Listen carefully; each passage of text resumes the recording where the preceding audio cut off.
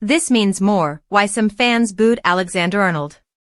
As Trent Alexander-Arnold stripped off his training gear on Sunday, ready to make what would likely be his penultimate appearance as a Liverpool player at Anfield, the boos from some had already begun.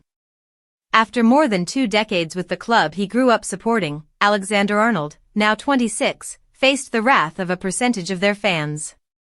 It was his first appearance for Liverpool since announcing he would leave when his contract expires on June 30th. He came on as a 67th-minute substitute to a chorus of boos, which drowned out those inside the stadium applauding. It is expected that the right-back will join La Liga side Real Madrid. Since bursting onto the scene as a teenager under the management of Jurgen Klopp, Alexander-Arnold has won everything there is to win at club level in England, finishing with a 2nd Premier League title for him and a 20th top-flight success for Liverpool. It feels like a betrayal. Lifelong Liverpool fan Carl Duffy, 41, was at the game with his daughter in the main stand, and said both of them booed Alexander-Arnold's introduction. The reason we booed comes down to a number of things, some of which in isolation would make this scenario different, but combined it was always going to lead to this, Duffy explained. Trent claims to be a local lad whose dreams came true, always talking about watching the 2005 Champions League trophy coming home from his house on Queen's Drive. His idol was Steven Gerrard. Everything about him screamed he's just the same as us. We identified with him, he was living our dream.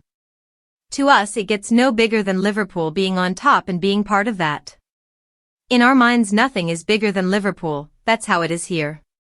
It feels like a betrayal, a backstab, like everything that was said before wasn't really true, or at least not as true as was portrayed.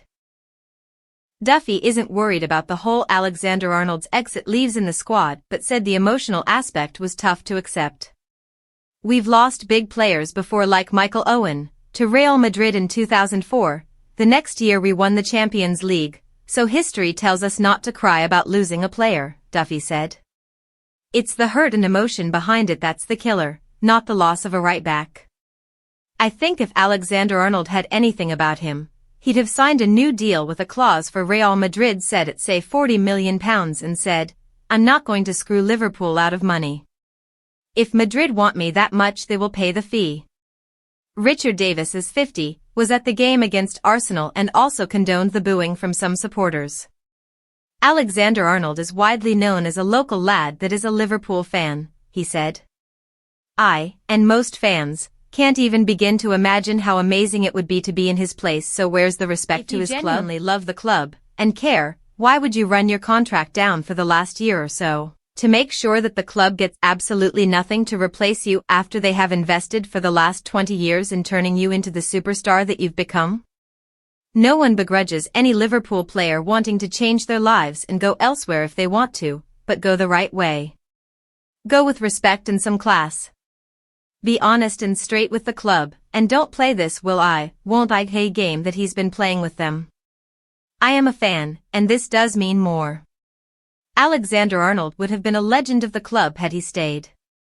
He would probably been in most fans' top 10 Liverpool players of all time, but I think that legacy has all gone now and he's really tarnished how he's left so badly. We'll always be grateful for the contributions that he's made. That contribution has been wonderful, but the way that he's left has left a really sour taste in the mouth which will hang around long in the memory. I found it disturbing and uncomfortable. In 2021, Alexander-Arnold signed a 4-year contract with Liverpool. Centre-back Virgil van Dijk followed his lead, and a year later Mohamed Salah did the same, all committing themselves to the club until June 2025. With those deals up for renewal, only 2 of the 3 made the commitment.